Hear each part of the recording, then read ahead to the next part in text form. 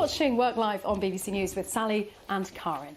Now, there was a time when the thought of unmanned craft darting around the skies was stuff of science fiction, but now drones are pretty commonplace, used for everything from photography to building inspections. Now, in fact, a study by PwC estimates that the market for business services using drones is potentially worth $127 billion, and that doesn't count the drones that will doubtless be given as presents this festive season. Energy efficiency, though, and the impact on the environment are big questions for this market, especially as more firms move towards delivering packages by drone. Now, our next guest thinks she's made a big step forward by developing the technology to power drones by hydrogen rather than conventional batteries. Dr. Enas Abu-Hamed is the founder and boss of H2Go Power and joins us now. Welcome to you. Thank you for having me. Tell us about your drone. How does it work?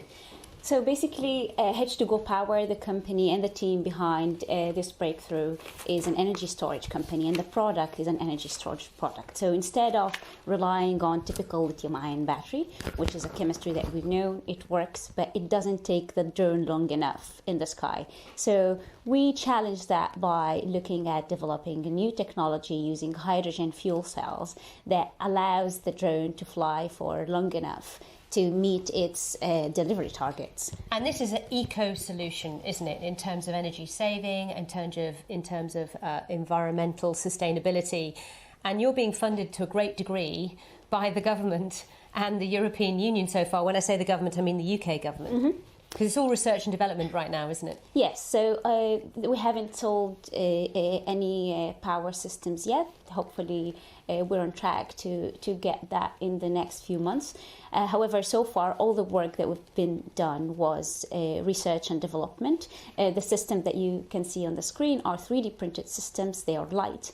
And the advantage in them is that they contain hydrogen that allows the drone to fly for long, but at the same time, it's safe. So the breakthrough is really in the safety of the solution. Right, I was going to ask you about the safety concerns around hydrogen that we've heard in the past. How do you get around that?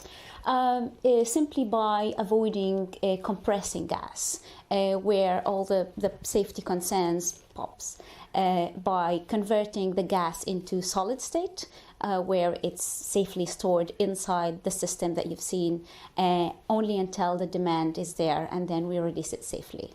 Now, you came to the UK to study at Cambridge University to do a PhD in chemistry.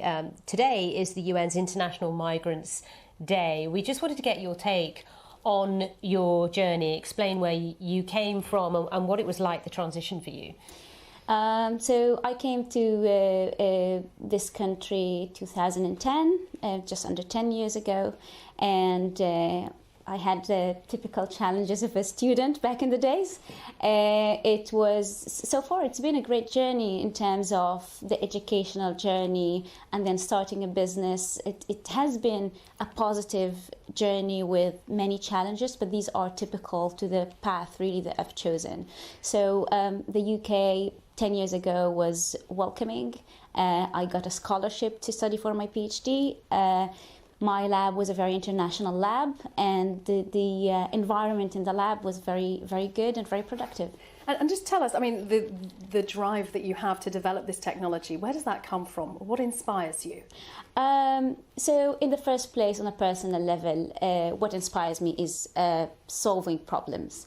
And the real problem that we're trying to contribute to solving is climate change. And the team and I were working on, the drone product is one of the products that we're developing, but there is another product which is large-scale energy storage that stores renewable energy that is clean, all with hydrogen.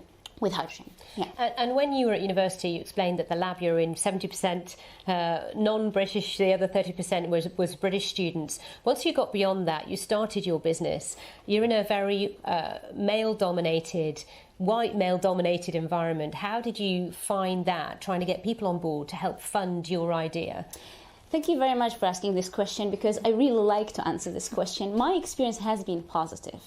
Because the energy industry is white male-dominated industry, I felt throughout my journey so far that actually people created space and created a seat for me on the table, and they wanted you to succeed. They wanted me to succeed, and I got a lot of help in some environment, because there were not many women, I got a lot of help from men mentors, men executives.